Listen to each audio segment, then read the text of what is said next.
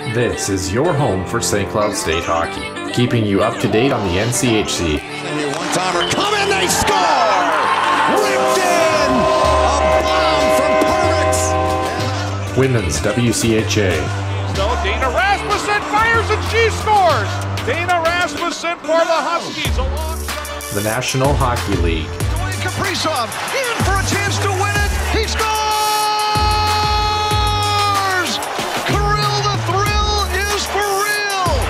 Welcome to the NHL, a game winner! And everything from the state of hockey. St. Cloud Cathedral is now 42.6 seconds away from wrapping up the school's first ever title. Welcome to the Huskies Warming House Podcast Den.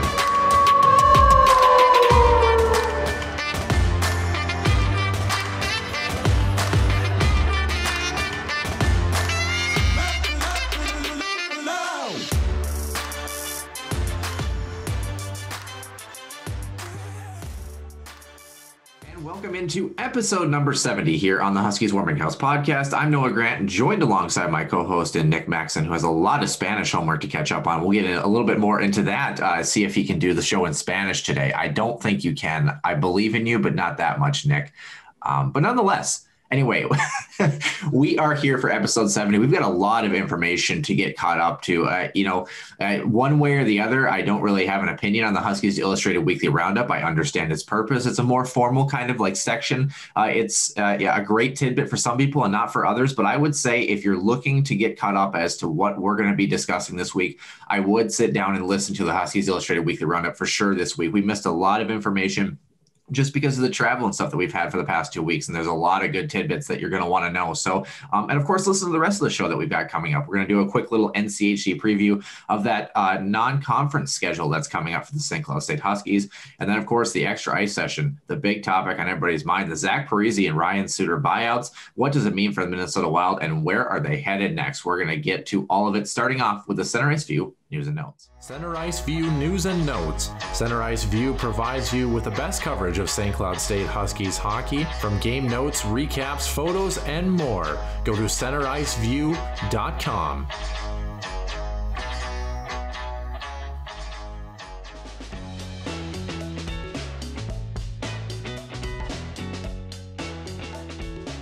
And to start off Center Ice View News and Notes, Noah, we all know a couple weeks ago the Tampa Bay Lightning did secure the second straight Stanley Cup. But the news that I think is funny, Noah, that has kind of leaked was during their boat parade, Patrick Maroon, a three-time repeating Stanley Cup champion himself, once with St. Louis and then the last two with Tampa Bay, actually had a little bit of a drop. He actually dropped the Stanley Cup and actually dented the top of the trophy. Now, for those who don't know, there's actually two Stanley Cups that the NHL has in its armor. There's one that's called the Traveling Cup. That's the one that gets, taken to all the award ceremonies, or the one that's presented on ice after a team does win the cup. And it's also the same trophy that's taken on parades and whatnot. So the actual, formal cup is actually sitting inside the Hockey Hall of Fame in Toronto, Ontario. And the original cup, the original bowl, that's behind, I would say, 8-inch bulletproof glass and what looks to be an old bank vault inside that same Hall of Fame, really. So kind of a fun little story there for Tampa. Again, congrats on their second straight Stanley Cup win, and of course the Coupe de la Stanley. That was trying to be French. I tried anyway. Is on its way back to Montreal to get some repairs and back out there to join the Tampa Bay Lightning on their victory parades. In fact, if I'm not mistaken, I thought there's actually 3 cups, all things considered. I think there's an extra one that has bands. We'll have to look it up. Okay, don't yell at me. Anyway, Only all right. 2. Okay, well, speaking of 2, Nick, in Saturday news, the hockey world did lose a pair of players that played at the highest level. First in Maryland, former NHL defenseman Brian Watson died at the age of 78. Watson, more often known as Bugsy, played over 1,000 games with Montreal, Detroit, Pittsburgh, St. Louis, Washington, and get this, Oakland during his career, as well as a stint with Cincinnati. Watson is well known in the Washington, D.C. area, where he and his wife Lindy opened a pizza restaurant in Alexandria in 1983 that they renamed Bugsy's in 1998 and sold in 2013, even though he played about 175 games of his total career with the Washington Capitals. The larger story, of course, that we didn't get to last week also happened a few weeks ago in Columbus. 24-year-old Latvia netminder Matisse Lennox passed away when an errant fireworks mortar blast hit him in the chest at the house of former NHLer and goaltending coach Manny Legacy. Signed in 2017 for Columbus, Lennox appeared in 8 total contests over the past 2 seasons for the Blue Jackets, with 2 wins to his credit. Legacy also noted that while the memorial service was somber, he did add some humor to his eulogy regarding former Columbus head coach John Tortorella, saying, quote, "Look how many lives you've touched, Matisse. Look how many lives you've touched. Torts even flew in, and he hates goalies."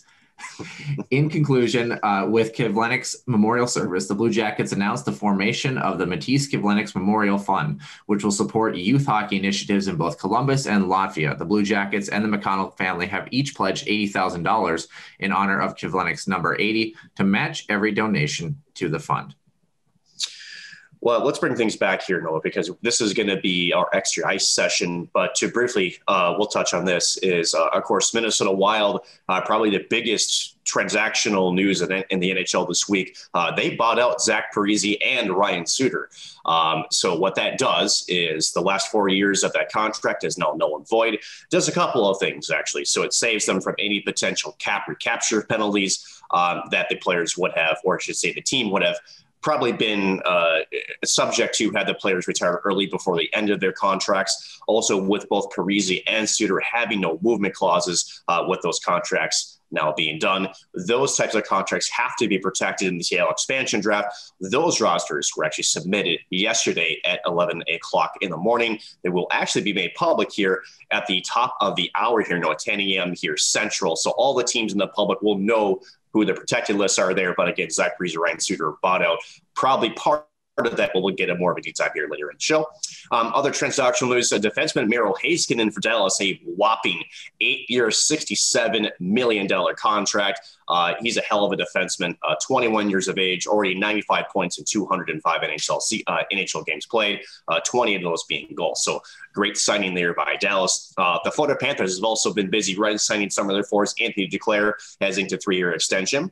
Gustav Forsling also signed a 3-year, $8 million pact. And the club has also bought out the last 2 years of Keith Yandel's contract. Now, we talked on the show, Noah, earlier this year about the Ironman streak and sort of, I guess the club making that probably a big deal.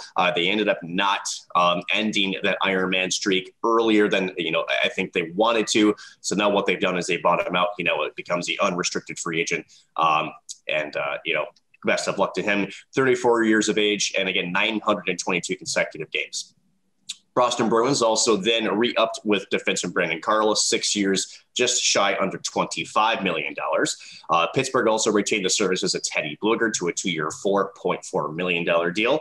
New Jersey keeps defenseman Jonas Siegenthaler for the next couple of years. And then Toronto, somehow with any cap space that they do have, re-signed defenseman Travis Dermott to a 2-year stint. And then Minnesota, again, bringing back Nick Bjugstad at 1 year, $900,000, who also played pretty well for the Wild, 17 points in 44 games this past season. Finally, in coaching, retirement, and trade news, there's been a lot of action, kind of the first action that we've gotten to really see in the NHL in quite some time regarding a lot of those trades and sort of things. On that trade front, the big one, Nashville defenseman Ryan Ellis ended up in Philadelphia yesterday for defenseman Philippe Myers and former second overall pick Nolan Patrick. Patrick was then dealt to Vegas for forward Cody Glass. The New York Islanders traded defenseman Nick Leddy to Detroit for forward Richard Panik and the 52nd overall selection in this week's draft. Chicago, the big one, moved 3-time Stanley Cup winning defenseman Duncan Keith closer to home in Edmonton for 24-year-old defenseman Caleb Jones, and that conditional third-round pick that could become a second if the Oilers make the Stanley Cup final. That pick, of course, is in 2022. Colorado sent giant defenseman Ryan Graves to New Jersey for budding 23-year-old forward Mikhail Maltsev and the 61st pick in this week's draft. And finally, Toronto nabbed forward Jared McCann for prospect Philip Hallander and a 7th-round selection in Pittsburgh. The draft will be Friday and Saturday, this Friday and Saturday, I should say, on July 23rd and 24th. In coaching and front office news, everyone's favorite, Nick, Pierre Maguire, he landed a job in Ottawa as senior vice president of player development after the last 24 years as a broadcaster. And I was kind of looking for a little bit more information about explaining that interesting move. And owner Eugene Melnick said this: He said, I wanted someone that knew as many of the players as possible. That's one of the key elements, is knowing who you're acquiring. You want to know the player's family, friends, who he hangs out with, who influenced him, and everything possible to know you're getting the right person, end quote. I'd say Pierre Maguire, for all of his incessant talk about where a guy came from in juniors and where he's been since the day he was born, he maybe does have that covered. So it'll be interesting to see where where his career progresses as a member of the Senators front office. Speaking of moves, Seattle added Paul McFarland and Jay Leach, their two new assistant coaches, to head coach Dave Haxtell this past week. McFarland was an assistant with Haxtell in 2019-20 with Toronto, and Leach has spent the past 4 seasons as head coach of the Providence Bruins in the AHL. Montreal officially named Dominique Ducharme as the head coach for the next 3 seasons in Montreal, removing the interim tag. And former Hall of Fame center Sergei Fedorov will coach CSKA Moscow in the Continental Hockey League next season. Of course, he has been the general manager of the team since 2012. Lastly, in our roundup, 2 retirements did occur in the National Hockey League. Physical blue liner Kevin Miller unfortunately hung up the skates after 7 seasons with Boston. The 33-year-old suffered 2 broken kneecaps and a concussion in the past 2 seasons, was really kind of injury-riddled at the end of his career, but he did tally 71 points in 352 games over the span of his career. And lastly, the big signing, or I should say the big retirement here to finish off the show, one that didn't really surprise a lot of people, but it was still sad to see him go. The winningest goalie in Nashville Predators history will say goodbye to that legend after 15 seasons. Finnish goaltender Pekka Rinne was the best goaltender in franchise history, 369 wins, guiding the Preds, of course, to that Cup final in 2017. Drafted in the 8th round back in 2004.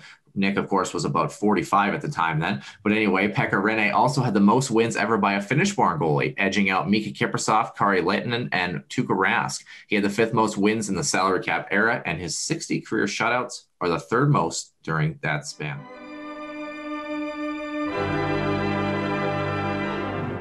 Once again, welcome into episode number 70. Nick, that was a lot of information that we threw at the fans there in the Huskies Illustrated Weekly Roundup in a short amount of time, but a lot of, really interesting information. Not that the roundup isn't interesting every week, but it's kind of fun sometimes to see all the different changes. I mean, it's going to be a really different NHL landscape, I think, coming up this next couple of years, just the way that everything is going to end up. But we'll get to that. We'll talk a little bit about that with the Minnesota Wild. Regardless, how are you doing today? Like I said, I hear you got some Spanish homework. How's that coming? What are you up to this week?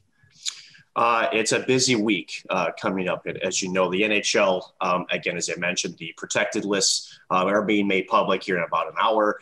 So there's a lot of things that are going to happen around the NHL. So for those who love some of those news and notes sections, it's going to be a busy time for those over the next couple of weeks with the NHL.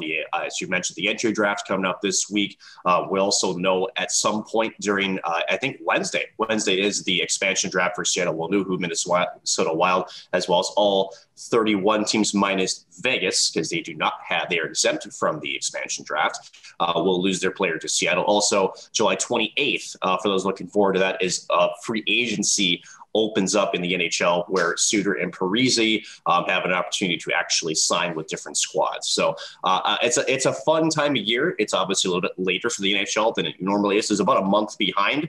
And it's funny because we're at mid-July, right? It's July 18th. And, training camp is about 60 days away. That's it. It's the middle of September. So, it's going to be a shortened off season, but supposed to be starting on time.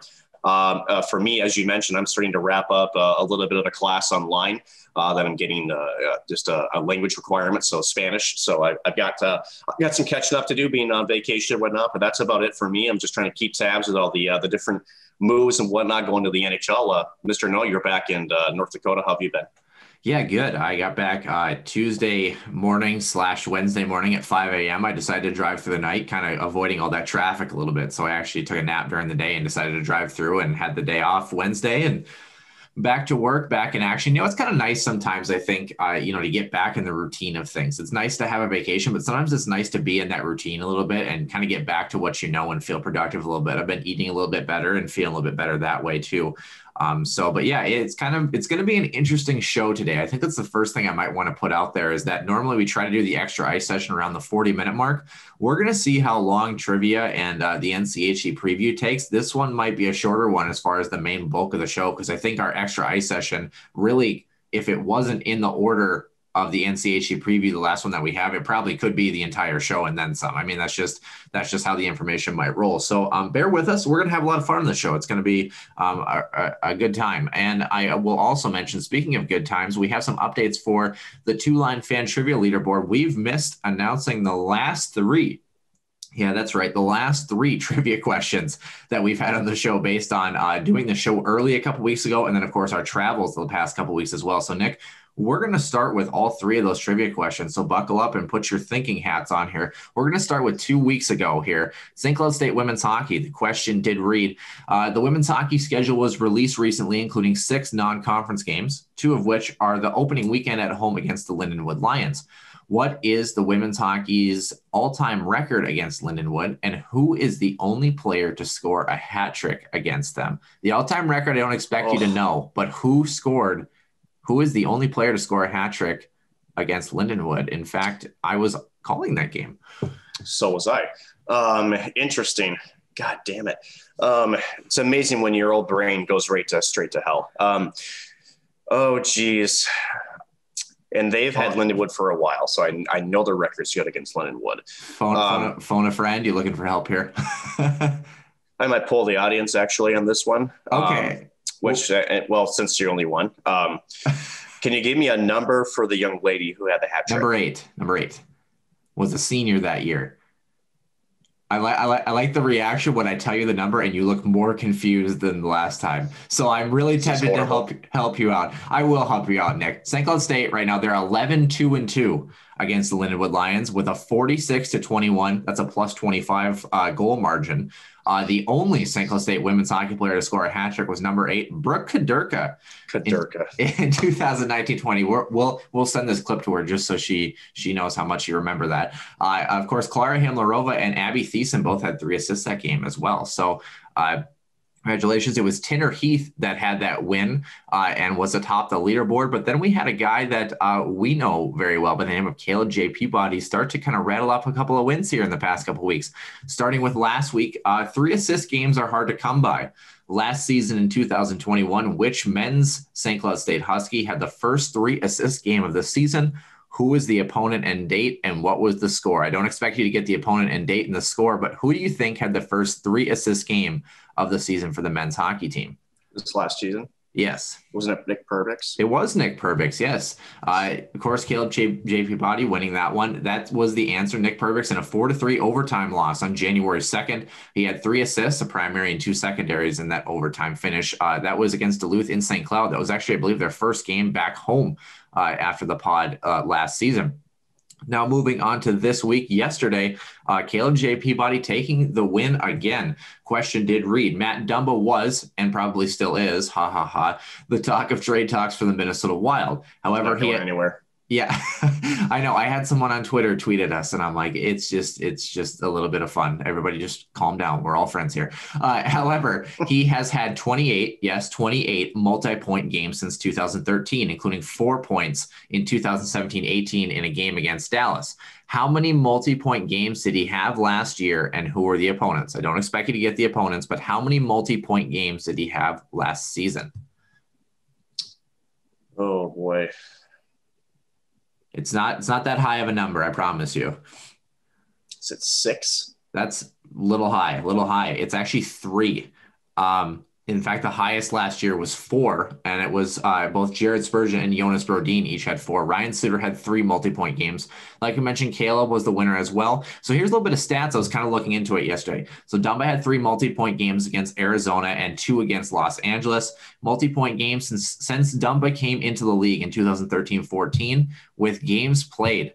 We're going to start at the bottom. Jonas Brodin, 7. I kind of did the top 4 for the Minnesota Wild that have kind of been around since that time.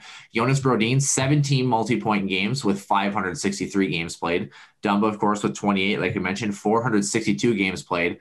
Jared Spurgeon, 43 multi-point games for him at 545 games played. And Ryan Suter, 65 at 608 games played. So you want to talk about players that are able to produce, really, really impressive. So as we look at the leaderboard here and wrap up trivia extraordinaire, if you will, the updated leaderboard, we are now finished through week, I believe, 12 of 25 here. So Tanner Heath and Caleb J. Peabody are tied at 4 wins apiece. Fight the Pants in second place at 3 wins. Husky 16-3-5-0. That's Carl Tillison with 1 win. And everyone else, you have 0 wins. Get on the money, get on the ball, and figure it out and jump into trivia. You still have a chance to make some noise here. So, Nick, we're going to move into that non-conference schedule because I know you're itching to talk a little bit of hockey here. St. Thomas is on the docket October 2nd. I'm just glad I can get a word in sometimes. Well, I don't know how else to do it. I mean, I don't know how else to do it. I mean, there's probably a better way, but no one's alluded that to me. But speaking of a better way, I think the conference is looking about the best it ever has been in terms of the non-conference schedule for the Huskies in quite some time here. St. Thomas, October 2nd and 3rd. They're the first ones on the docket for that home and home. Mankato, October 8th and 9th. That one's in Mankato. The Minnesota Golden Gophers, that home and home, October 15th and 16th. Wisconsin, that next weekend, October 22nd and 23rd. They're in St. Cloud for that weekend. And then the last one around the holidays, Bemidji, a home and home, December 31st and January 1st on the schedule there. Nick, you know what? I'm going to let you take the lead on this kind of schedule. I kind of thinking about maybe more of a brief overview. Of course, we didn't do the deep dive for all the teams that we did for, of course, the NCHC previews, because that's way too much work. But wherever you want to start and whatever you want to talk about, I'm going to kind of give the floor to you since you've been waiting so long. Am I ready? Okay, good. So, I think, there's a couple of ways to look at this. We've talked about, and we talked about it with Lucia. We talked about it with Motska. We talked about it with Larson too, around this time last year, which is we need to get these interstate rivals to play again in a non-conference setting. It's the only way we can do it. But I want to see this happen again, right? St. Thomas, again, welcoming them to Division I, the home and home. So that's going to be fun. Again, it's always kind of fun when you get to kind of christen in a new team in the Division I fold. Against St. Cloud. Had their christening just a little bit ago. I was actually still a twinkle in somebody's eye at that point, I think. So that was okay. But again, I can't overlook St. Thomas. Again, there's Division I athletes who played in good teams such as North Dakota and others that will be joining them. So again, how quickly they can gel. They might be a pretty decent team. They're not going to be a pushover by any means. And St. Cloud, again, will have to just show that they're, the more veteran, the more, you should say together team, if that makes sense. They're wanting for more familiarity. So it'll be fun. Again, St. Thomas gets to play in their building and come up to see the Herbert National Hockey Center. More so, hopefully, they get to see how big of a pain it is when the dog pound is fully ruckus up there as well. So hoping to look forward to see that. Mankato, October 8th and October 9th. So a little bit of revenge here. I think there's going to be some emotion in this game. Both these teams meeting together again in the Frozen Four in Pittsburgh, the semifinal round. A hell of a hockey game too. Back and forth. Again, the absolutely beautiful tip by Nolan Walker with less than 60 seconds to go to seal the victory for the Huskies. Mankato wants to have another shot to get a win against the Huskies, and Huskies again want to reestablish themselves. They're the ones that should have won that game. So there's going to be some emotions there early, and I think that's going to be a fun series to watch. Now, after you get through that emotional barn burner, then you get to the rodents that live underground that apparently call Minneapolis home, the Gophers. Is that what it is? Yeah, something like that. Interesting to know that if you ever look at they're actually, the Gophers aren't quote unquote Gophers. They're actually 13 line ground squirrels. That's me living with a biologist my entire life who went to the U, mind you.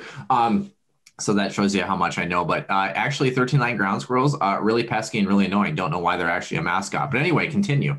But they're actually really pesky and really annoying, actually, on the ice. So, so actually, it's kind of fitting. But they're a good team. They're a team on the rise. Obviously, Bob Matsko had that team one victory away from making into the Frozen Four. So this team is good. He's got some good new freshman blood coming in. Yeah, he lost a couple of pieces, but that's the way that college hockey works, either through the transfer portal or through graduation or for early signings. So Minnesota, again, I still think Bob Matsko is a really good coach. There's a reason why he's at a perennial program like the Gophers. We get to play him in their building. We had a chance during the holiday tournament about a year and a half ago where the Gophers did win that hockey game. But then coming back to St. Cloud, I can't imagine a game more circled on the calendar than that one when Bob Matsko returns to the Herbert National Hockey Center in the opposing bench. That's going to be fun. And I think, for those who are looking for tickets, let's sell out the Herb for that. And the dog put, I want to see it filled. Seriously, that's going to be a hell of a hockey game. I would be shocked if that game is not sold out at the Herb National Hockey Center. I would be shocked. Like, too. I would be more disappointed. Like, right. Right. And more so too, it's going to be good hockey. I mean, it's a good hockey team. So, again, it'd be nice to see the Huskies to get a sweep on that one. Again, when you're going home and home, there's always that home ice advantage. And again, the quick travel. So we'll have to see how the teams, both of them handle, the home and home series. So, but again, it's going to be a fun battle. Again, a lot of emotion involved. So now you calm things down a little bit. You welcome Wisconsin, a team they haven't seen in quite some time. They had some recent success with them, but again, Wisconsin, you almost kind of dodge a bullet there. Noah, because you don't have Cole Caulfield there trying to score 18 goals a game against you. But Wisconsin's still a very good team. Tony Granato, the head coach there, former NHL bench boss there. They're a good squad. They're an up-and-coming squad. They don't maybe have the depth or the paralysis maybe Mankato does or maybe the Gopher does, but they'll still be a good test for St. Cloud. And then, of course, Bemidji with Mike Gibbons behind their bench, where he kind of began his hockey career there as a player, past the high school and the junior levels. So December 31st and 31, as you mentioned, more of a holiday sort of tune-up, if you want to call it. But again, good to see all 5 of these squads interstate rivals on the schedule. And again, they're going to be emotional games. St. Cloud, as you mentioned before the last couple of weeks, they're just going to be a target on their back, and they're going to have to learn how to fight from being on top of the mountain. They were below, looking up, trying to fight their way up there. Now it's going to be much harder to look down and keep the mantle that they're on. So again, all these teams are good. I don't discount any of those, but it's going to be a good test for this Husky squad to see what kind of record they can put up and what kind of, where the team is at early on, because I think it's going to be very important. And, as one of our guys said, we came on and said, what does it do for the Pairwise, right? We now have the Pairwise back this season, so that's all non-conference. These are actually important games that will affect how they position later on in the schedule, as well as getting close to the NCAA tournament time. So non-conference, it doesn't really affect your conference innings, but it could affect your NCAA bid. So these are also very important games for the Huskies to win as well. I was just smiling because you said December 31st and 31. So I was imagining them having a doubleheader. Jan 1. Yeah. Jan 1. Yeah. I was imagining them having a Clean the ears, bro. No, you didn't say that, though. I will play the tape back. I'm just chuckling because imagine if it was a home and home series doubleheader where you would play the first game and then travel that same day. So, but you are right, though. I mean, the thing with the Pairwise, I kind of like the schedule, though. I mean, besides St. Thomas, and I'm not saying I don't like St. Thomas, besides them, all these teams are hopefully teams that are going to be vying for those upper 16 spots in the Pairwise. So, you don't really have what was it a couple of years ago, that loss against, I think it was Princeton, where they had a loss and a tie, and it really kind of put them in an interesting spot. Northeastern was in that. Northeastern, they got swept too by Northeastern, if I recall. I think they split against Northeastern, but it was one of those things where it was like one of those losses really, it brought them from, maybe being a top 16 team to down to like 24th, 25th, 29th, something like that. So, it really I like the fact that they're playing, teams that are hopefully of that upper echelon caliber where it might hopefully help them regardless, but don't expect to, give anything back and don't expect to lose any of these games. So, Nick, we're going to do something that we always do, that we always get wrong, and have some fun. And of course, as we know, college hockey is extremely unpredictable. So I have a nice little card that we're going to keep until the season goes through. I think we should actually predict how we think each of these series are going to go and see how correct that we are when we get to those points. So obviously we're going to do, if we think it's a 2-0 sweep, a split, a sweep in the other direction or the like. Do we want to add any other statistics, sort of goal differential, anything like that? Is there anything else you want to add? You would just want to do record? Just record. Okay. Let's keep it simple. All right. Well, let's start right off the docket. St. Thomas, a team that a lot of Huskies fans apparently think that we're going to blow out of the water. I don't see that series going that way. What do you have for that series? I still feel like it's 2 victories, but again, it's not going to be, there's not going to be a bulldozer effect, if someone would call it. So I still think 2-0 for the Huskies, but it's going to be good, close hockey. It's not going to be, a 7-0 or, as Gordon Bob Bain said, 12-1. Yeah, it's not going to be like that. So, Yeah, I hear the revised version of him is in a new series that you should watch apparently on Disney. Anyway, continuing on to Mankato. Interesting with Mankato, I saw a couple people on Twitter that are Mankato fans, and I've had a really good experience with Mankato fans in general, to be totally honest with you. They were both saying, oh, that was, this was when they have UMass coming in on the docket. Mankato does. They're saying this is the national championship game that should have happened. And I was kind of thinking back. I'm like, who really deserved to win that hockey game? It was a tale of two halves in that game. I got to be honest. Like if I wasn't, watching the Huskies or knew Mankato well, if I was just objectively watching that game, I don't know that I could pick a team that deserved or should have had that hockey game. I mean, it was that close of a game. I expect this series to be the same way. Nick, what do you got when they head up? Of course, it's in Mankato's home barn for both of those nights. It's going to be a split, but it very much could be 2-0 Mankato. And that's no disrespect to St. Cloud. It's just more respect to Mankato. That's a hell of a hockey team. Again, a great coach of Mike Hastings. They got a lot of people coming back. That team is good. So at the end of it, I'm calling the split, but I wouldn't be surprised if St. Cloud maybe took 2 losses there down at the Verizon Center. Yeah, it'll be an interesting matchup. I'm going to agree with you. I'm going to think it's going to be a split, and I think that both games are going to go to overtime.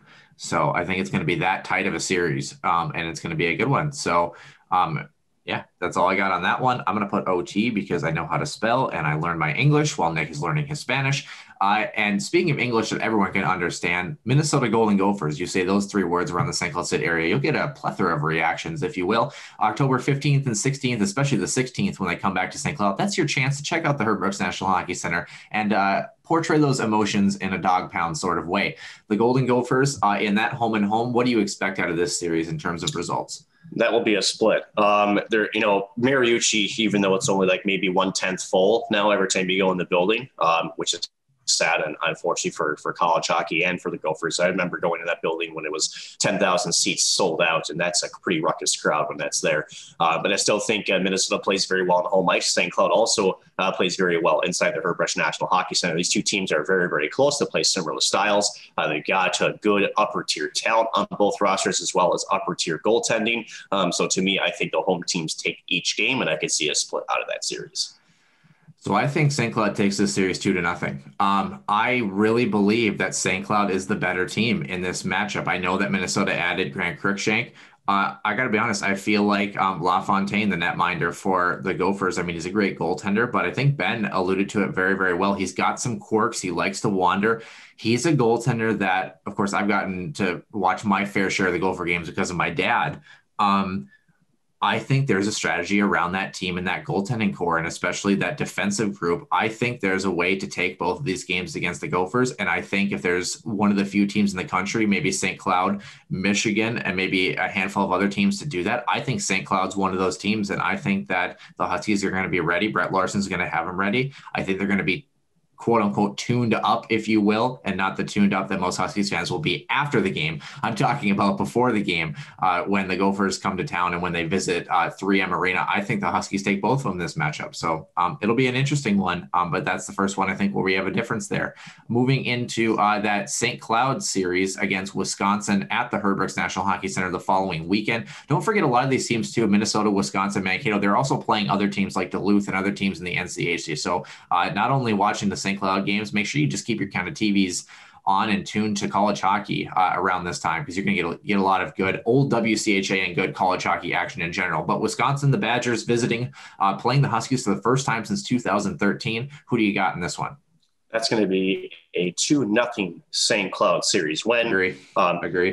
Wisconsin's a good squad, but it's a big loss with Cole Caulfield now signing with the Montreal Canadiens. Again, 3 wins away from a Stanley Cup win. How insane would that have been for Cole Caulfield? They winning the Hobey Baker and then winning the Stanley Cup all within a couple of months. Unfortunately, Montreal came just a little bit short against the Tampa Bay Lightning, but I think St. Cloud is the better squad up and down, has a better depth than at home. I do favor the Huskies in both games in this series. Yeah, I agree with you wholeheartedly. I think if you asked me the question a year ago, my answer would be vastly different. But this Wisconsin team just looks different, and this Huskies team, for the most part, really doesn't. And so I agree with you. But again, we know how that works. We could see Wisconsin roll in and take both if the Huskies aren't ready to rock and roll. But I think they will be a good cohesive group they have coming back this year. The last one on the docket, we have some time in the NCHC action before the holidays, and then December 31st and January 1st, as Nick so eloquently says, that home and home series, the Bemidji State Beavers on the docket. Nick, what do you see out of this matchup? That's a split. Again, you have Mike Gibbons behind the bench, very familiar with the Huskies and a lot of the players that are on there. So there's good odds. And plus, the style that Bemidji plays frustrates a lot of teams. They're not a team that has a lot of offensive firepower. They tend to force you to almost shoot yourself in the foot. And so to me, Bemidji is just a tough team. Again, you just have to stay disciplined with them. I know that Brett Larson, the playbook for Bemidji is always the same.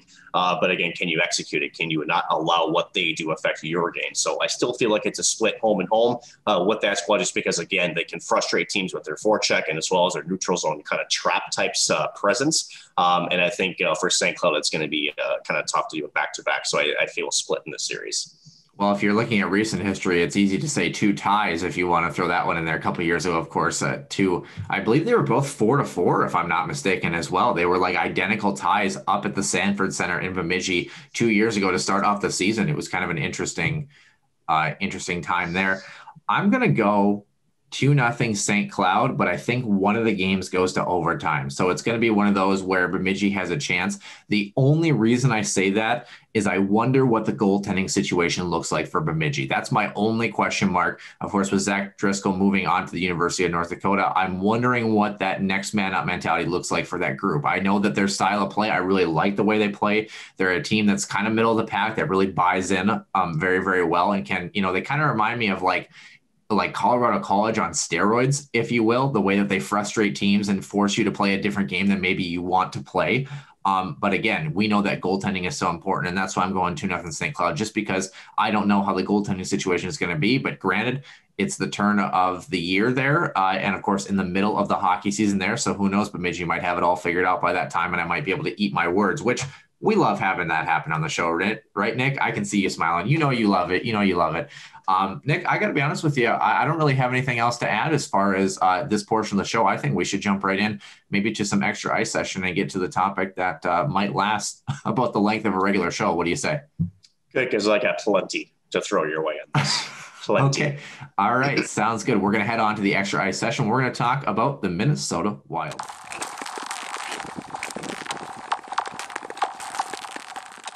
And once again, welcome into the extra ice session. Of course, Noah Grant, along with Nick Maxon here to finish out the extra portion of the show here. We're talking Ryan Suter and Zach Parisi, those buyouts. What do those mean? What is next for the Wild? I think as we're kind of sitting here, of course, like you mentioned, Sunday, July 18th, 9:42, I have a little bit of information about the protected list and who is going to be where. I think maybe we kind of try to sit here for the conversation and see where that ends up. We can touch on it, but we're going to potentially know here in about less than 20 minutes. So I think the place to start, of course, when this happened, actually, the first person I thought of actually was Derek Felska. He was talking about how he wasn't enamored with the Joel Eriksson contract, and he wanted a shakeup from the Minnesota Wild teams and the GM processes of years past. And I thought, well, there you go, buddy. Here you go. Ryan Suter and Zach Parisi in these buyouts. The pair, of course, signed matching 13-year, $98 million contracts back in 2012. The buyout, Nick, before I get your opinion, I think it's important just to maybe just lay these out for people so they understand, what's going on here. So if you're talking about individual players, for the next 4 seasons, the initial cap hit was supposed to be $7.54 million. The new cap hit is going to be 2.37 in the first year, then 6.37 in the second year, and then 7.37 the next 2 following years, and then $833,000 for the 4 years following after that. So it doubles the length of the contract. What does that mean, Noah? You're throwing a bunch of numbers at us. For the next 4 seasons, next season, $10.3 million annual cap savings with the 2 players combined, $2.3 million in savings for the Wild the next year, $300,000 the year after, and minus $1.7 million for the following 4 seasons after that. It's interesting. I think that when you look at this, I think you look at Bill Guerin, the time to pull the trigger was now, because you wonder when the flat cap is going to be moving. And I think the Minnesota Wild didn't want to be on the wrong end of that with this dead cap, because they're going to carry it regardless of whether or not they're on the roster. Both players were age 36 this year. Parise and Suter really struggled defensively if you look at the metrics as well. So Nick, what were your initial reactions when this happened besides holy shit? And no, not at all. I mean, well, okay, just hold on. No, you can't hold on, because you got to let me explain first. I'm going to let you explain, but I'm going to say, if you're telling me that it was like finally like, oh, it's fine, like here we go, that sort of thing. When I say that, I don't mean like surprise. I'm like, as in this is finally happening. Let's go. You know what I'm saying? So what were your initial reactions, and what do you think is next here? So first, I want to comment on your dead cap hit. You don't take, this is not a dead cap issue at all. This is more than that. In fact, this is 4 things more than that. You don't have 2 players who essentially, when they signed these contracts at 13 years, $98 million, and don't know these players personally. Now, mind you, I've talked to both Zach and Ryan, both of them in person. These guys, when they signed these contracts, wanted to sign here, not just to win here. They wanted to retire here. Because again, they're Midwestern guys. They have houses here. They have their families here. This was a way for them that was like, how to put this? It was like your job security. Well, not necessarily job security. This is like my last promotion at work, and this is going to be my position before I retire. And this is where I feel comfortable for me and my family, right? That was from the player's perspective, right? Now, from the team's perspective, this was a chance to influx some like household NHL names that both contributed on and off the ice. They sold tickets. They did eventually at some point, or the first couple of seasons, finally get the Wild back into the Stanley Cup playoffs, where they were missing those consistently before their arrival. Now, we can have the argument, we're not going to have it now, about how maybe Chuck Fletcher maybe mismanaged some of those core pieces, or maybe some of those trades that happened to try to put pieces around Parisi and Suter and others to try to build a Stanley Cup contender. That's for a different show. However, now that you're at the end of this, right now, first of all, let's take a look at each individual player. Zach Parisi, the writing was on the wall. There's no question about that. Healthy scratch, quite a few times before the end of the regular season, he was a healthy scratch in the playoffs. As he told Michael Russo as well as Fox 9, this was no surprise to him. For Ryan Suter, this is a little bit of a surprise from the player's perspective. He's a top pairing defenseman on this roster. Now, was a top pairing defenseman. So what does that tell you? That tells you that 2 things. Either 1, they saw regression, or 2, they were also seeing that he's getting close to 37 years old, and they're also projecting more regression, right? And you alluded to it. How about both? And you're right. They've seen them both. Mm-hmm. So now let's go back to, the team's viewpoint of this, right? The buyout of those contracts really only benefits you for this year, right? $10.1 million, and it drastically reduces the next 3, especially years 3 and 4. You're basically at even par with those cap hits for 2 seasons, right? Now, here's what it does, though. For this expansion draft, which is coming up this Wednesday, so in 3 days, right? When you have no move clauses, you have to protect those players. By buying these contracts out, Bill Guerin has, from the day he got here and started making moves, he's wanted to build a younger, more faster, more offensively aggressive team. Now you get to protect 2 of your younger assets. Now you have a little flexibility on the team you want to keep, right? So that is part of it. The other part of it is, as you alluded to it as well, is the recapture penalties with this with this contracts now done. If Zach Parise and Ryan Suter were to retire before the end of these contracts, there would have been pretty much a similar cap hit. There would have been recapture after even the contract would have ended. There would have been cap hits charged to the team had they retired early. It would have been ugly. It would have been very, very ugly. Look at Roberto Luongo in Vancouver as an example. It's not pretty. So you avoid that as well. Now, the big question that I've seen on social media, the big question that I think a lot of other hockey fans have asked is, well, did he ask these guys to waive those no move clauses? Mike Russo, again, just a fantastic athletic reporter, had mentioned that Bill Guerin said he wasn't going to approach that route, but why? Right? You would think that as a GM, with these two guys are veteran guys, they're in their mid-30s now, just the sort of respect factor, why wouldn't you ask him? There's a reason why he didn't ask him. He knew what the answer. Yeah. Well, no, he knew what the answer was. He knew what the answer was. These guys, again, going back to my first point when I started my breakdown here, these guys signed here to retire here. So there's no move clauses where on paper that is basically a player controlling where they want to get traded to in the event of a trade. These two players, Ryan Suter and Zach Parisi, these are true no move clauses. They signed here long-term. They intended to play here up until the end of their contracts. They did not want to go anywhere. There was no way they were going to put themselves in a position where they could potentially, not saying that they would, but potentially be exposed to a pluck by Seattle. So Bill Guerin did what he had to do to give himself flexibility and to give himself some extra cap hit, and also to protect two of his younger players, which I think ultimately is the right decision. It's tough. This is tough. Again, these are people, as the reporting goes, and Noah, I'm sure you've read it, is, when Ryan Suter, eventually did pick up Bill Guerin's phone on the second attempt, it sounds like he hung the phone up on him. He was absolutely beside himself. Yeah, he did. Yeah. So hard to blame him, honestly, because I think, again, Zach, I think we all saw coming with Ryan. That's still surprising. But now what does it mean, right? That means Matt Dumba isn't going anywhere. He is not going anywhere for sure.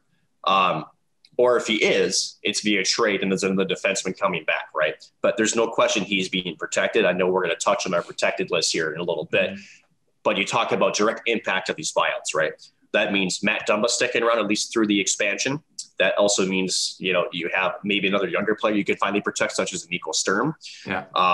And to me, who I think Seattle would pluck from the Minnesota Wild, now that you have two other better younger players you can protect, I think it's going to be Carson Suzy. That is my pick. The reason being is he's a good younger defenseman. He's not, he's not going to be probably a top four defenseman. He's maybe a second pairing at best, but I think he's more a third pairing defenseman, but he's a big body. He skates pretty well. He plays physical. He's like an Ian Cole almost. And I think, and I hope there's enough money after Kaprizov is signed as well as to be able to bring Ian Cole back. I think that'd be fantastic. But that to me is who Seattle plucks now that you can protect others such as Jordan Greenway. Obviously you have Eriksson Ek that you're protecting, Kaprizov, and those such as moving forward. So it's a huge shift for this franchise. It really is. And honestly, I think it probably feels better to just have this done. Yeah. I know that there's also been talk about the culture change. I have my own opinions on, the culture of those guys. And I know there's a lot of running in between the lines. I know even Elliot Friedman of Sportsnet said that he got the sense that there was not necessarily problems with the players, but maybe there was just a disagreement in the vision of where the team was going. And those two possibly made their opinions about there's a little bit maybe more upfront with upper management on those. And maybe possibly expressing maybe their discontent or maybe their non-agreement to some of the things that they've done. Now you don't have to worry about it. So at the end of it, this is a clean slate. As Bill Guerin said, this is the cleanest way forward. I absolutely 100% agree with it. I agree with the moves. Now, here's the other question. I'm actually going to throw this question back to you. With the extra $10.1 million in cap space, a lot of people on social media have said, this is Jack Eichel money. Nope. I agree with you on the surface level, but I want to get your take on what does Minnesota do with the $10.1 million cap hit? Because I have a couple of theories after you're done about what Minnesota could do now with some extra cap space. Well, I think you got a couple options. I think the first is you look at internally. You're going to look at who's going to fill those roster spots. I think number 2 is you look at guys that were there that maybe you can convince to stay for 1-year deals, a la your Ian Coles, a la your Nick Bonino's, guys that you're thinking are maybe going to kind of maybe plug those holes as the younger guys start to kind of develop. Of course, you're going to have another player leaving for the expansion draft. Third is you see where you're at with the Fiala and Kaprizov contracts, and you go after a guy like maybe Sam Reinhart, who is the middle of the pack, and you maybe try to fill that depth down the middle, but you're not eating into all that cap, understanding that the year after you're going to be in a very different place in the cap than you are.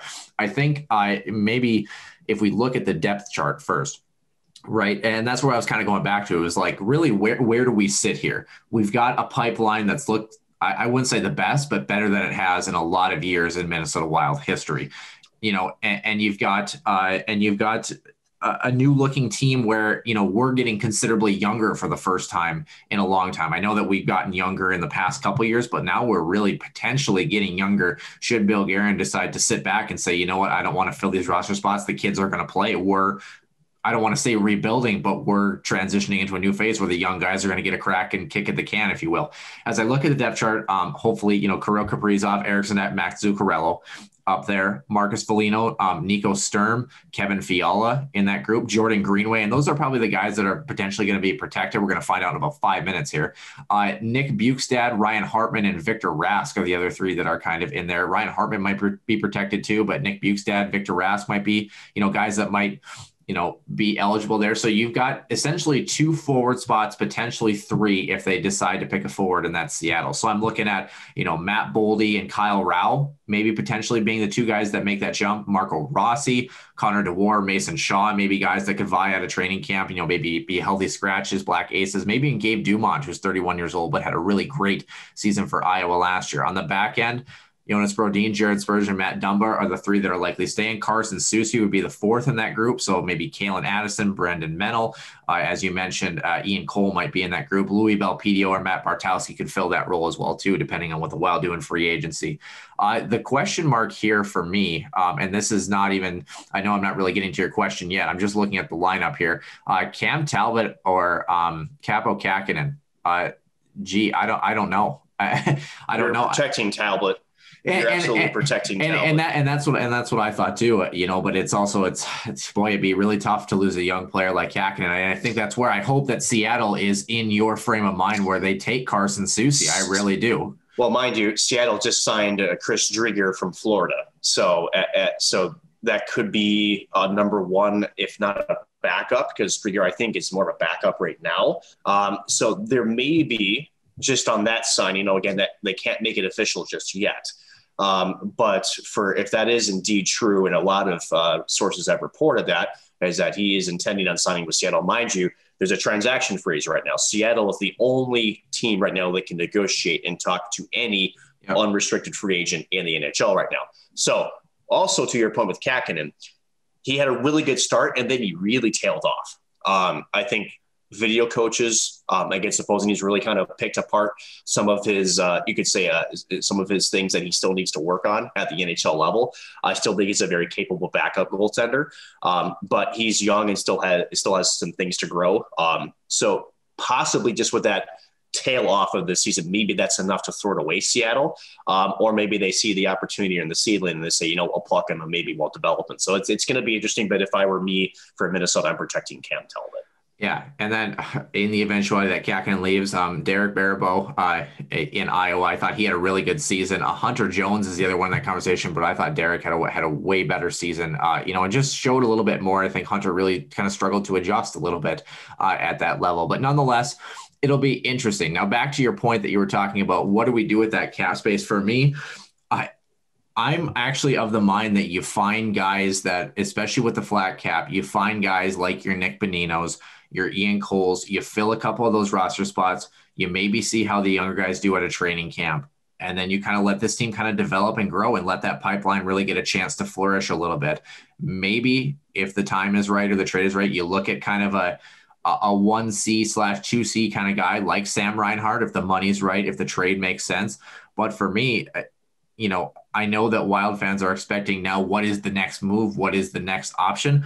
I don't know that Minnesota really makes as big of a second splash as a lot of people are talking about And I could be totally wrong. I mean, they could pick up Jack Eichel and Kevin Fiala could be out the door if they can't sign Kevin. I have no idea. But for me, I guess I'm thinking this might be the time and the first time in a long time where we see Minnesota with a pipeline and prospects where they can maybe try to start to develop internally and create a new culture. And for lack of a better phrase, let the kids play.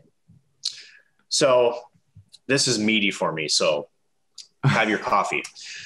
There's two ways to look at the 10.1 million, right? But you have to look at it the right way. The 10.1 million is just a number, right? And the only part of it is it's only for this year, right? What if, right? So we have the money first perspective, which is how you describe the 10.1 million of extra money this year, right? Which is I've got extra money. It doesn't last me very long. And even more so, it basically disappears on me in 2 years and 3 years, right?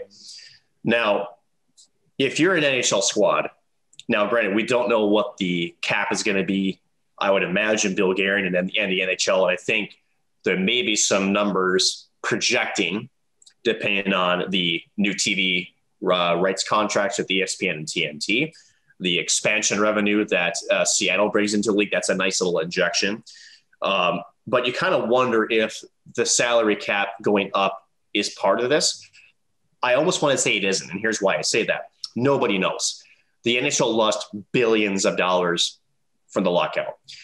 And especially with I think a 30% escrow on players' salaries right now, there's still a lot of financial uncertainty with the NHL. We're going to get a much clearer picture after the conclusion of this upcoming season, 2021 and 22, and to kind of see what those new revenue streams bring into the NHL, how well they've recovered, and possibly we might see again, I don't think an immediate cap change, but we might see a projected cap change in years future.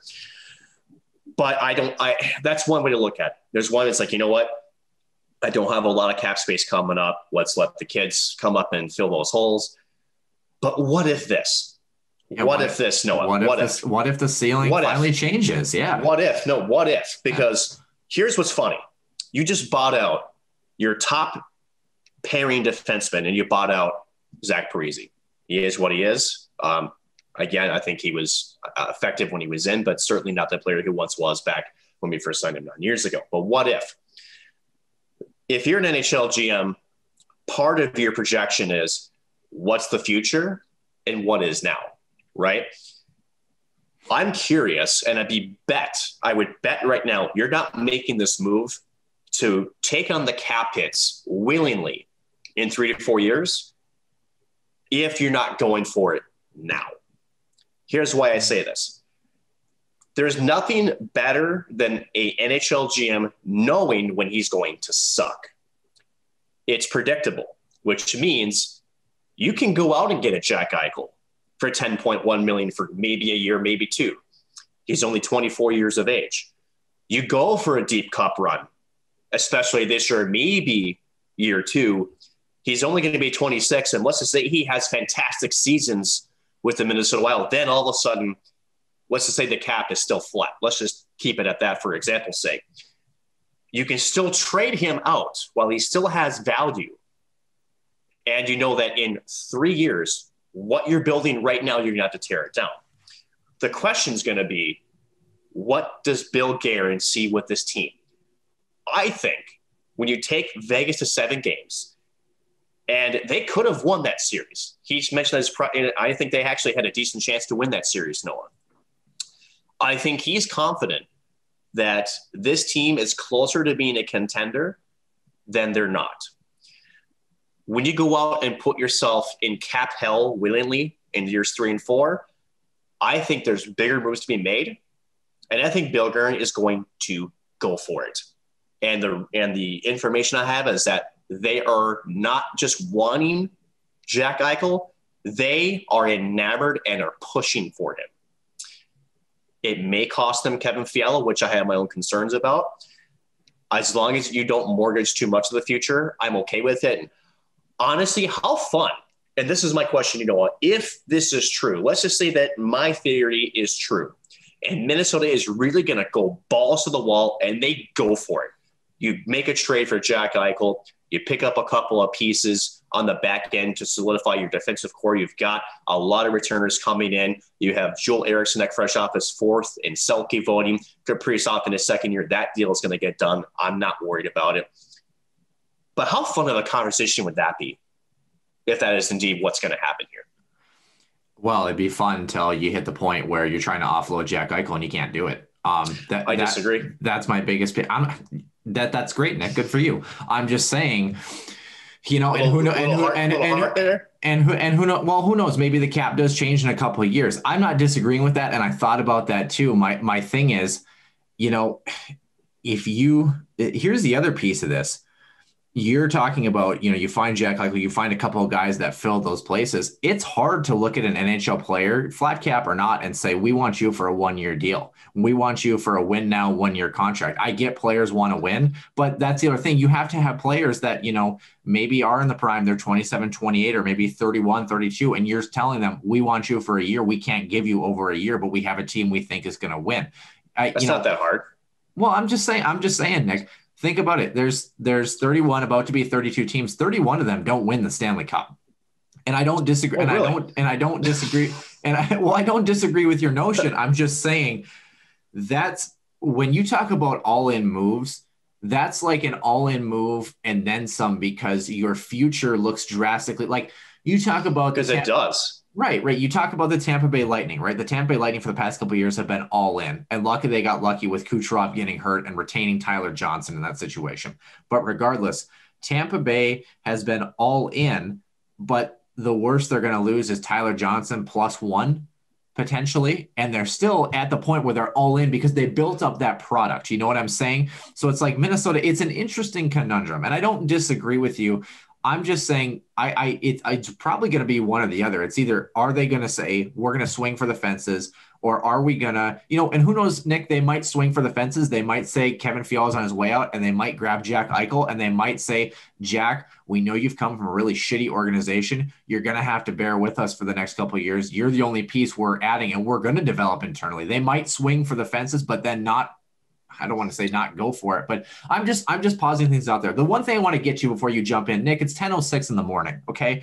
That's what I'm trying to get to here. The protected list actually came out exactly how we had anticipated. Joel Eriksson, Kevin Fiala, Marcus Foligno, Jordan Greenway, Ryan Hartman, Nico Sturm, and Matt Zuccarello are the forwards. Jonas Brodin, Matt Dumba, Jarrett Spurgeon are the D-men, and Cam Talbot is the goaltender. What is this? At what point did I say you were wrong? I was just saying, what do you do? And you said, no, well, you don't do whatever you're going to do. Okay, here's what I want to. No. Here's what I want to throw out here. Okay, Kirill Kaprizov is exempt in this conversation. Correct. In case people didn't know that. Victor Rask, Nick Bukestad, Carson Suzy, Capo Cacton, and a handful of minor league players that fit the bill as far as games played are going to be the ones that are going to be exposed. Zach Parise, Nick Bonino, Marcus Johansson, Ryan Suter, Ian Cole, and Brad Hunt are not eligible. And for those asking for the question, well, if he wasn't protected, for example, you see the interesting piece as well, where if you have, I believe it's if you have a UFA where, if I'm not mistaken, because Zach Parise and Ryan Suter aren't eligible for free agency until July 28th, I believe if they select one of those players, they actually take that contract. That is their pick for the Minnesota Wild. Am I wrong about that? You're correct, but you're not picking the contract. And Seattle isn't going to do that. Right. We wouldn't be that lucky. Just to throw that out, so people but you are right where we're sitting. So, but you are right. So if Seattle during this negotiating period is talking with a UFA, meaning you're not selecting the player from that team because, again, to be exposed for the expansion draft, right?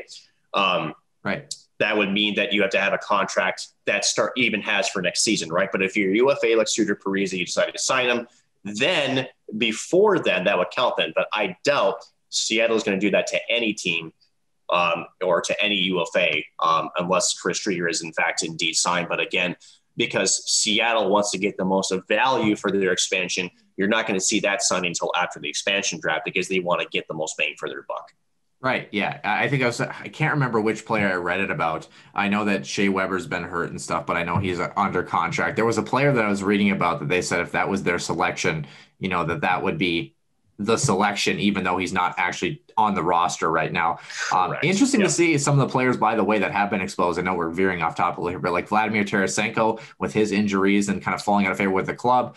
Carey Price is another one that's a big one. Interesting. Yeah. You got Ben Bishop in Dallas. That's an interesting conundrum there as well too. But nonetheless, moving back to the Minnesota Wild, we're at just over an hour, by the way, Nick, in case you were so curious here. When you look at the Minnesota Wild, I mean, I don't know. We're going to find out. We're going to find out in the next month and a half, and we're going to know, I think if we have this conversation again in the beginning of September, we're going to know exactly what direction this team is headed, or have a pretty darn good idea of it.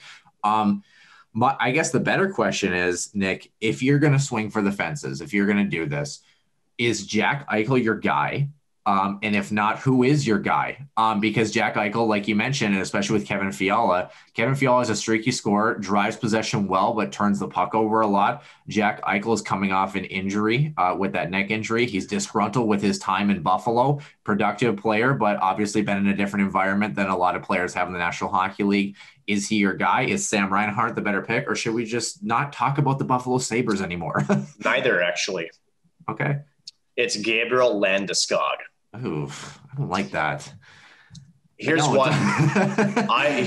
Here's why. So, first of all, you talk about a character guy. He's been their captain since the age of 19, I believe. That's who it was, by the way. By the way, the guy that if Seattle selects him is the pick for Colorado. That's who it was. So, yes. Anyway. So, Landeskog, to me, he's a halfway decent skater. He's not the fastest guy. He can provide offense, but for me, you need a center that I think also can be a little bit gritty. Because you got to remember, Kaprizov and Zuccarello are not the biggest guys in the world. Jack Eichel is bigger, but he doesn't really play, that physical style. He's more of an open ice type skater, whereas Landeskog's not afraid to get into the corners and dig out pucks. And to me, that would be the better chemistry of a line. And I think you could get better value from Landeskog if you were to get him under free agency status. Question is, does he want out of Colorado? I know the contract talks have gone pretty cold, and in fact, they're pretty disgruntled.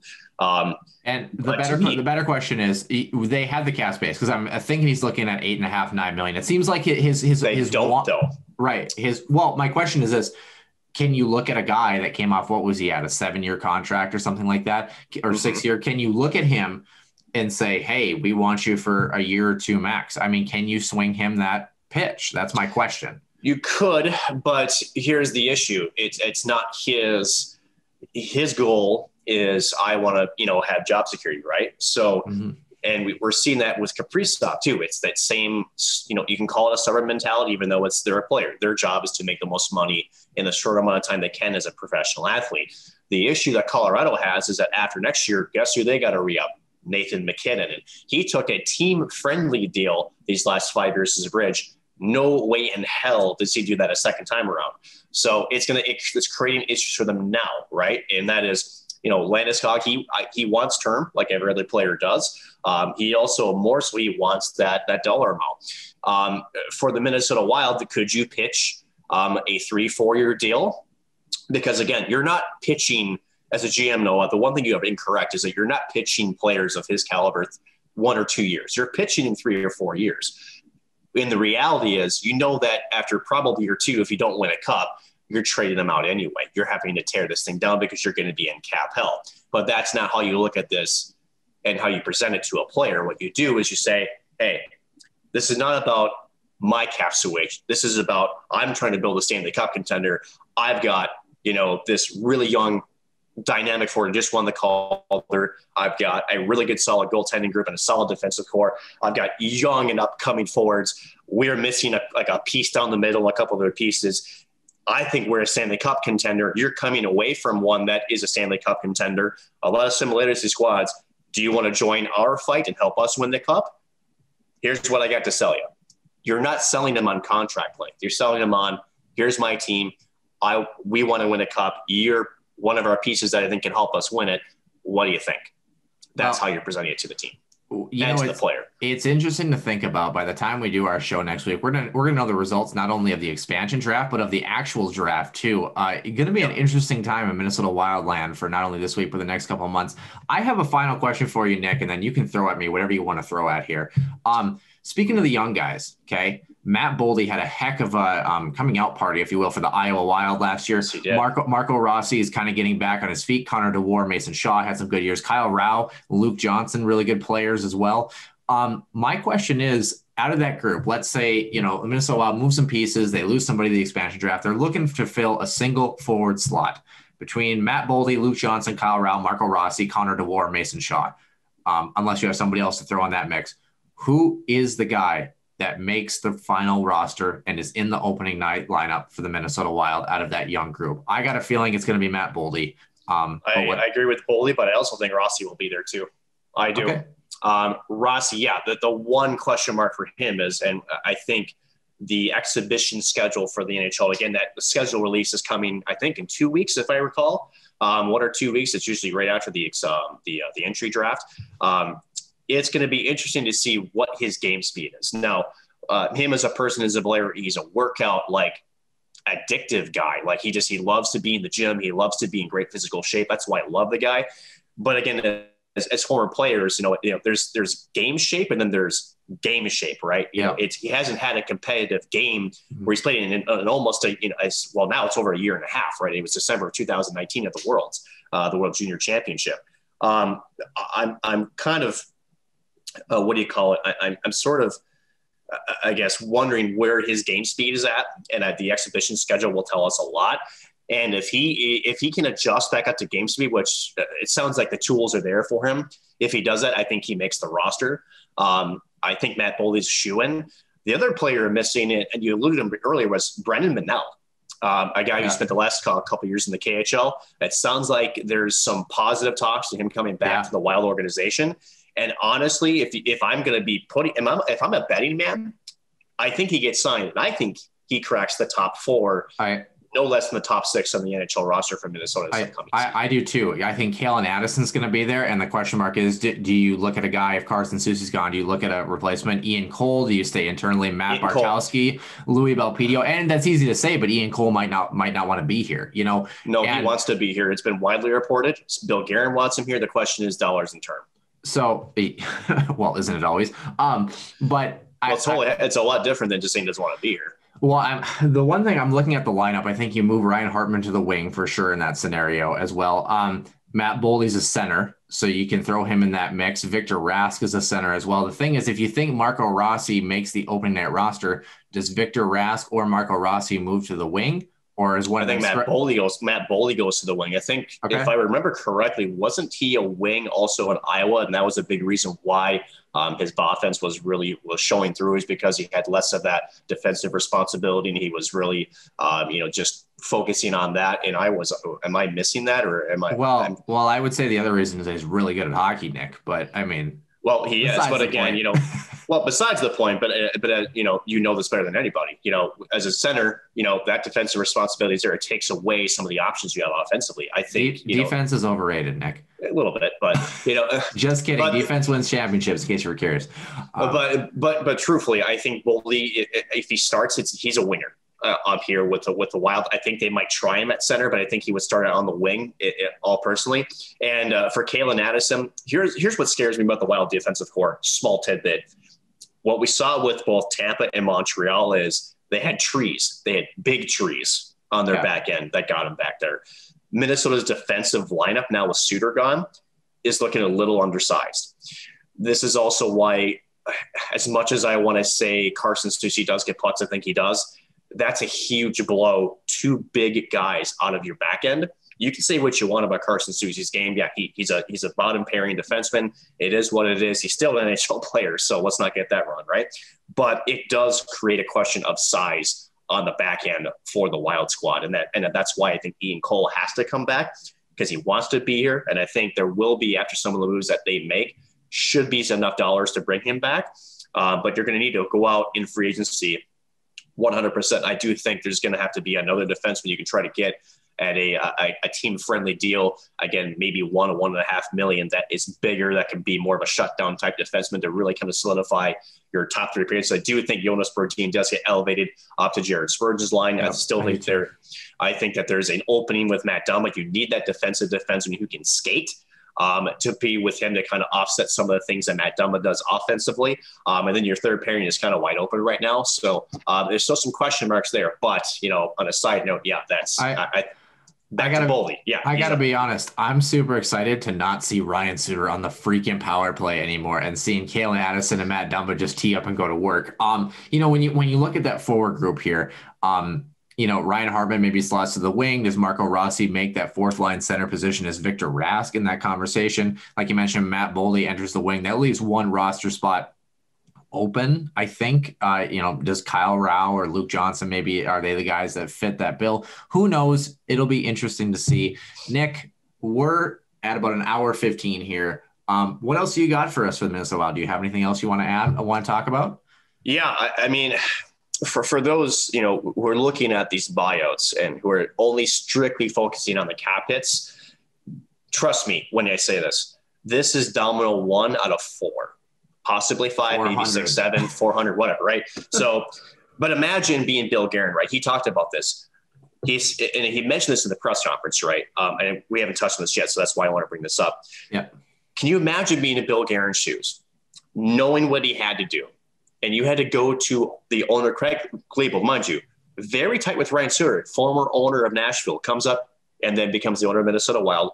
He was the one that opened up his pocket. Mind you, both Parisi and Suter got $25 million signing bonuses. He opened his pocket for these guys, and he really truly thought these would be two cornerstone pieces that helped the Wild become a cup contender.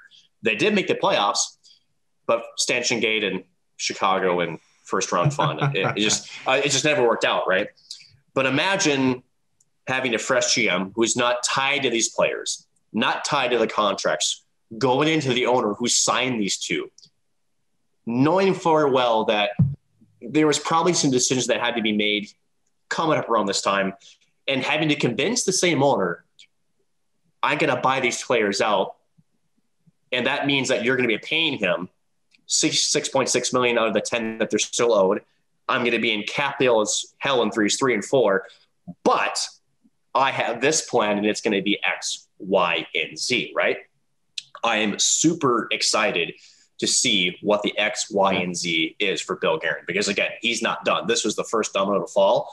And again, if he does go with the let's go all in now, it'll be an exciting year or two. And at the end of it, Noah, if you win a cup, who gives a shit, right? Seriously, if you win a cup even year 1, if they win the Stanley Cup next year, and let's just say, let's drag on the timeline, say it's year 2, right? And you have a very similar roster, knowing you have to bust it down in year 3, Tampa's in the same spot. They're going to lose more than Tyler Johnson. They have much more cap they have to expose. So it's easier to swallow tearing a team down when you just win a Stanley Cup, right? Now, if he goes for it and you miss, he can look like an idiot.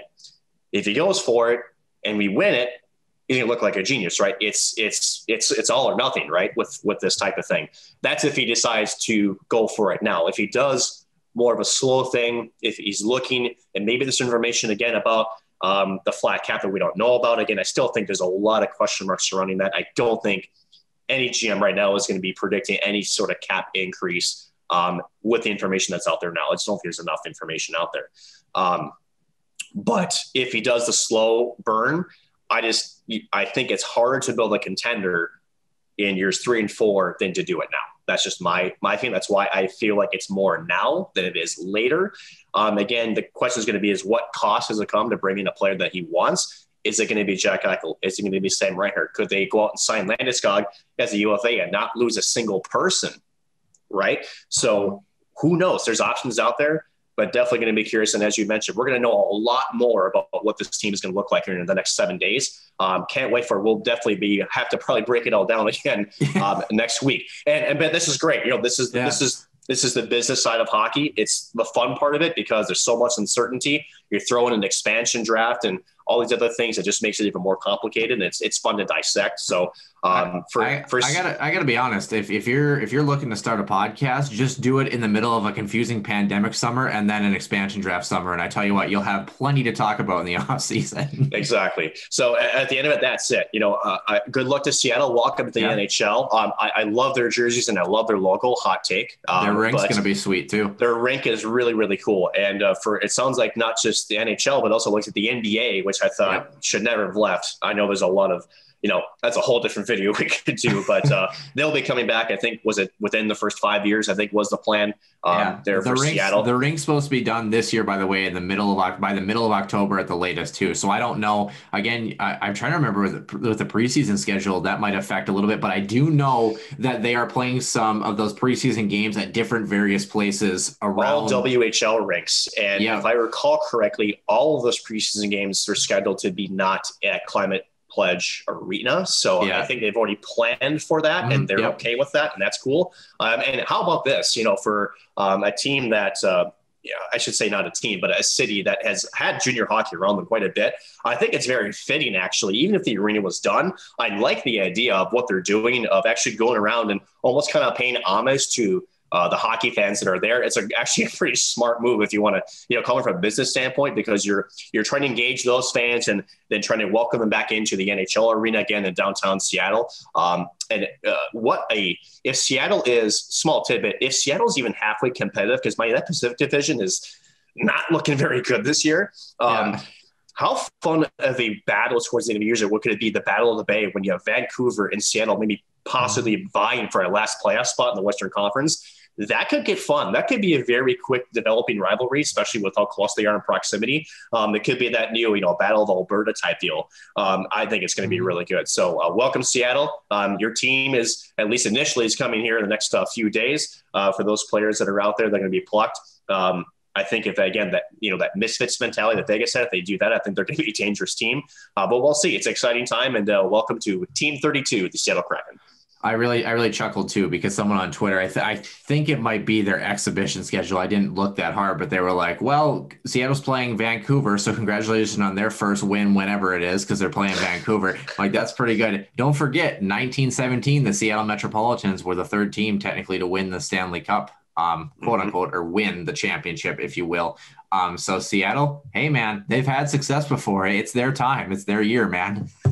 Exactly. So at the end of it, it's only been 104 years, but I mean, it's fine.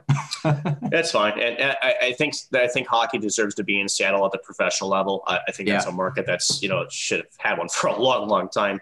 But at the end of it, they're finally getting one.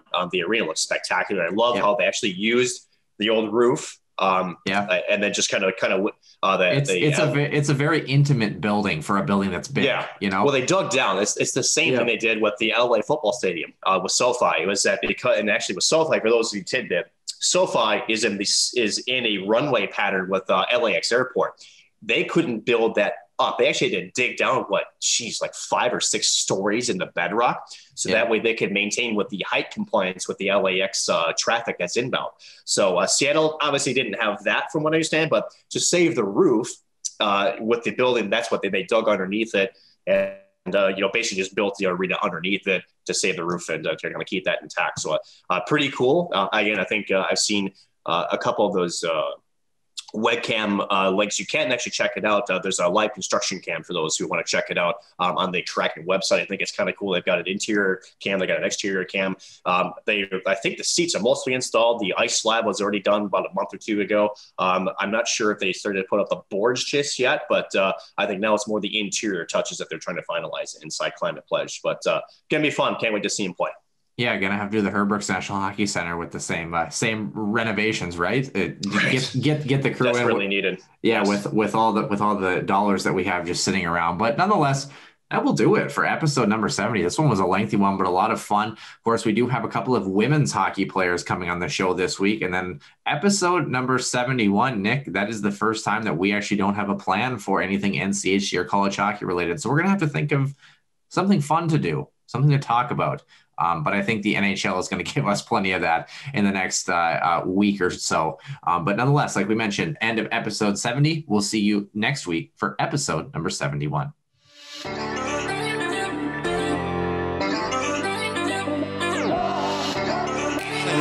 bomber. Come in, they score! Ripped in! A bomb from Parise. So Dana Rasmussen fires and she scores. Dana Rasmussen for the Huskies. Kaprizov in for a chance to win it. He scores! Kirill the Thrill is for real. Welcome to the NHL. A game winner. St. Cloud Cathedral is now 42.6 seconds away from wrapping up the school's first ever title.